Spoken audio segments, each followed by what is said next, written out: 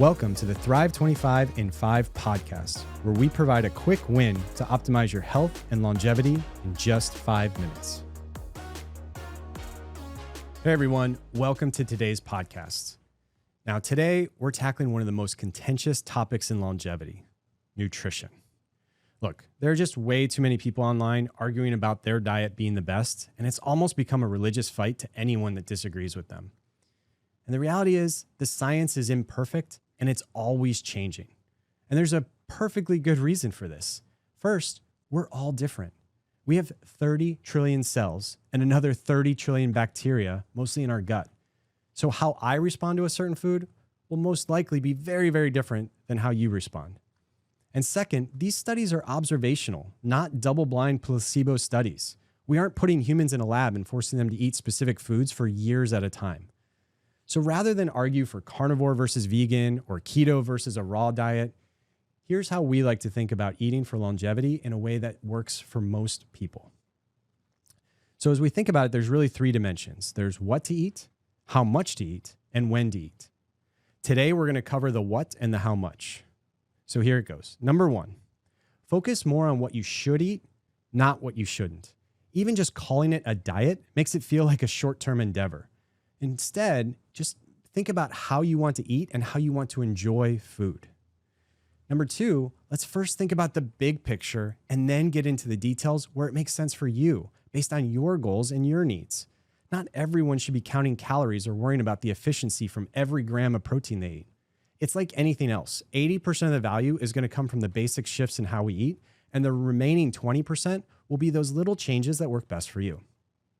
So, to follow our own rules, we've come up with the following Thrive 25 certified food plan, and it's the 10-6-1. So that means 10 plus cups of water every day to stay fully hydrated, 6 plus servings of whole fruits and vegetables, and 1 gram of protein for every pound you weigh. So a couple things before we get into the details there.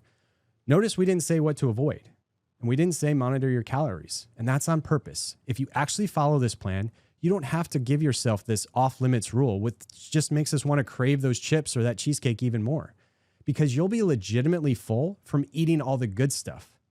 So let's dive in and figure out, how does this actually work, and why should we follow something like this as a food plan?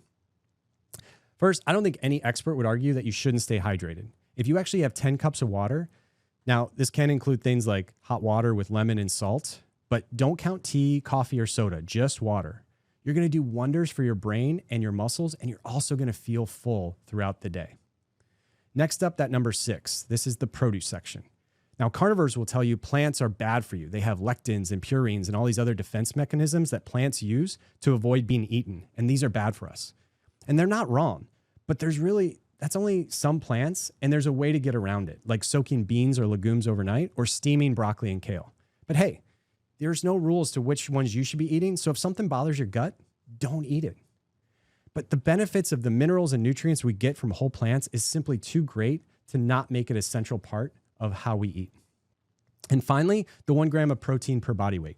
I wish we could make this easier because none of us think in grams, but do a one-time translation of grams per servings of food, and you typically get things like 25 grams of protein in a single chicken breast or 6 grams of protein in an egg. We do want to make the caveat here that if you do eat animal protein, grass-fed, hormone-free, antibiotic-free meat is a must compared to what you get from those industrialized feedlots. It dramatically changes how your body responds to this protein and how healthy you'll be. Now, the experts out there will scream there's different types of protein that convert at different rates. Animal protein is more efficient than pea protein. Yes, that's true. But again, now we're arguing about the 20%, not the 80%. So does this guide cover everything? No way. Did we miss stuff? You bet. The fats we eat and what to avoid, we'll get to all that in the future. But for now, this is a huge win if you just start here. So is it paleo? Is it Mediterranean? Yes and yes. It's about eating real food, not ultra-processed food. And if you do it right, it's actually affordable, it tastes amazing, and you'll feel so much better, you won't even miss the bad stuff. But that's the point too. Nobody's perfect. If you're going to stick with this as long as you can for the next 25 to 50 years, don't worry about being perfect. Enjoy going out to dinner with your partner. Indulge in those nachos at the Super Bowl party. That's what I do. But then I wake up the next day and I remember why I don't do it very often, because I want to feel great the next day. So that's it for today. That's the 10-6-1 food plan. Thanks so much for listening. We'll see you back here on Wednesday. Have an awesome day.